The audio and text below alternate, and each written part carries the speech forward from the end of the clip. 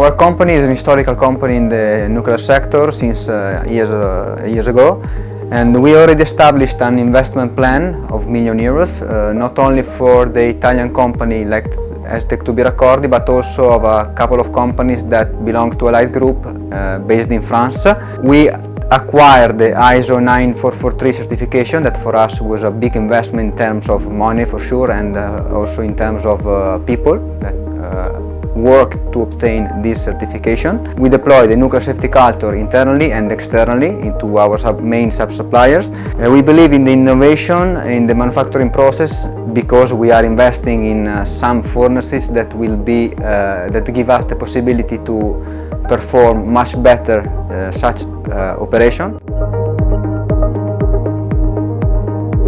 In my opinion, sharing the experience first of all, along with all the supply chain, even if we don't supply the same kind of product, considering that we are part of an association, the sharing information of past experience can be helpful for sure. And second, establish a long-term partnership, not only with the customers but also with the suppliers.